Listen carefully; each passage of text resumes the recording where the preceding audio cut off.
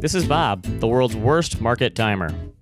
This is the story of Bob's terrible market timing purchases in the stock market.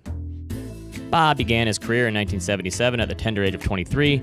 He was always a diligent saver and planner, so his friends weren't surprised when Bob mapped out his entire retirement savings plan in advance. Bob would save $2,000 a year at the outset of his career and bump up that amount $2,000 every 10 years until he could retire at age 65 by the end of 2019.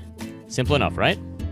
While Bob was a diligent saver, his investment skills left a lot to be desired. He kept all of his money in a checking account, earning 0% interest on his savings until he was ready to put that money in the stock market.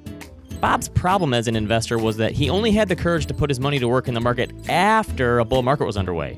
So after witnessing a 60% run-up in prices from 1977 when he started through Thanksgiving of 1980, Bob was finally ready to put his first $8,000 of savings to work in the newly formed Vanguard S&P 500 index fund.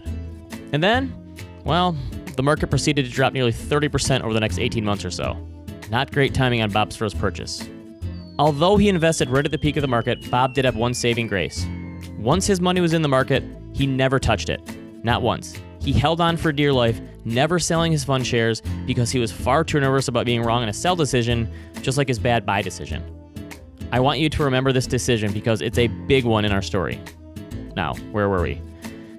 Yes. After his initial foray into stocks came just before a bear market, Bob didn't really feel comfortable about putting his savings back to work again until the fall of 1987, after another huge bull market had taken hold in the mid-1980s. Bob's greed was now increasing, so after 7 additional years of saving, Bob now had $16,000 sitting in his checking account ready to go. Again, he invested in the S&P 500 index fund, and again, he top-ticked the market just before another brutal crash. This time, stocks lost more than 30% in less than a week in October of 1987, a week which included the largest daily drop in the history of the stock market on Black Monday. Timing obviously wasn't on Bob's side, so he continued to keep his money invested just as he did before, while stashing any new savings in the bank. After the 1987 crash, Bob was feeling pretty bruised and battered, not really feeling comfortable about putting any new savings to work back in stocks until the tech bubble really ramped up by the end of the 1990s. He now had an additional $54,000 of savings to put to work in the market, and this time his purchase right at the end of the 1990s came just before a massive 50% plus crash in the bear market of 2000 to 2002. This was now the third time Bob invested stocks right at a market peak, which left him with some more scars, but he decided to make one more big purchase with his savings before he retired. That final investment, unfortunately, came in October 2007, when he invested $50,000, which he had been saving since his last purchase around the turn of the century.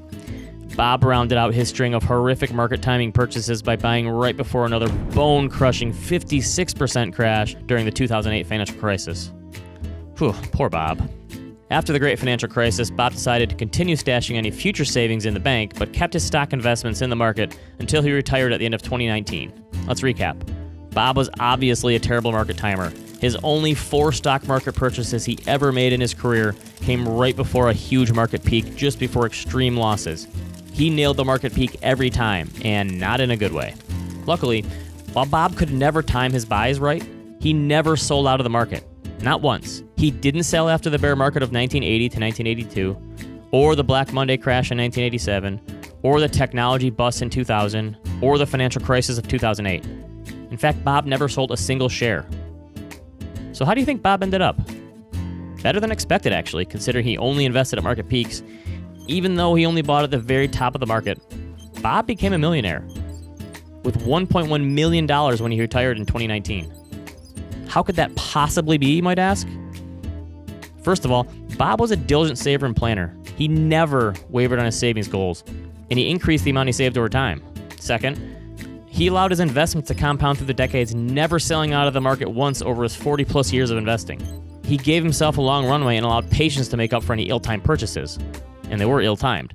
He did have to endure a huge psychological toll from seeing large losses and sticking with long-term mindset, but I like to think Bob didn't pay much attention to his portfolio statements over the years. He just continued to stay invested and kept his head down. Of course, maybe it's a stretch to believe Bob would have had enough intestinal fortitude to hold his stocks after making such terrible purchases, but the point is, with a long enough time horizon, even bad decisions can get smoothed out by compound interest. And can you imagine if Bob had simply dollar cost averaged his money into the market over the same time frame instead of constantly making bad market timing decisions? Had Bob periodically invested over this time instead of trying to time the market, he he would have ended up with nearly $2.5 million instead of $1.1 million. But then he wouldn't be considered Bob, the world's worst market timer.